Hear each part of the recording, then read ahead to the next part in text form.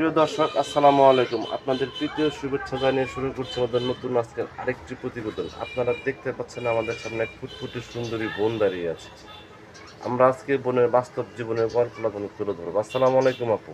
ওয়ালাইকুম আসসালাম। ভালো আছেন আপু? ভালো আর কিভাবে থাকি ভাই? নাম কি আপনার? আমার নাম সাদিয়া।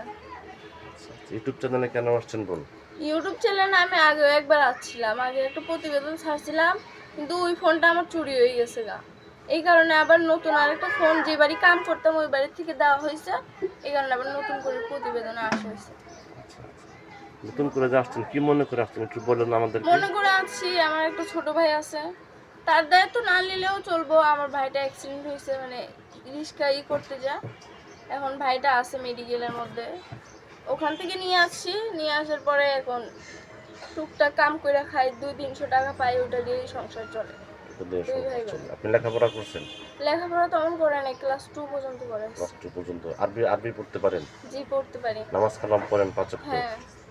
ইউটিউব চ্যানেলে আসলেন কি মনে করে, এবং ইউটিউব চ্যানেলে যে মনের মানুষ পাওয়া যায় কিভাবে জানলেন? এটা শুনছি অনেকজনের কাছে শুনছি, অনেকে বলছে যে এগুলোর মধ্যে গেলে তুমি তোমার মনের মতো মানুষ পাইবা, বা এমন একটা পার্সন পাইবা যে তোমার সব সময় পাশে থাকবে, সব সময় তোমার সঙ্গে থাকবে। আচ্ছা আচ্ছা। আপনার বয়স চলতেছে কত? আমার বয়স 18। 18 বছর। বিয়ের সাথে প্রস্তাব আসে না আপনার? না। আসে না? না। টাকা পয়সার অভাবের এই জন্য? হ্যাঁ, হ্যাঁ। আচ্ছা আচ্ছা।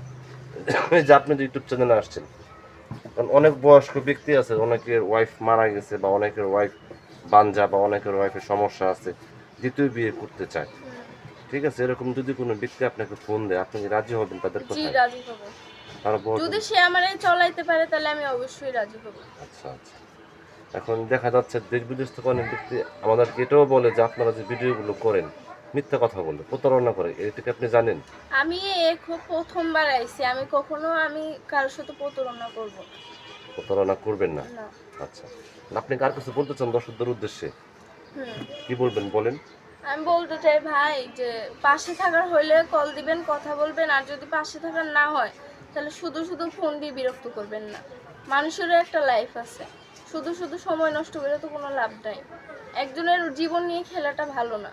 যদি আপনারা কেউ পাশে থাকতে চান তাহলে কল টল দিবেন, কথা বলবেন, বা হেল্প সহযোগিতা করবেন।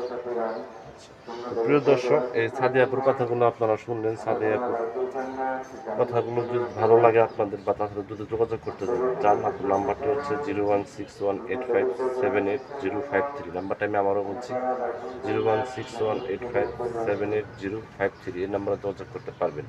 প্রেম, ভালোবাসা, সাহায্য, সহযোগিতা যে যেটা করুন সেটা আপনাদের একান্ত ব্যক্তিগত ব্যাপার।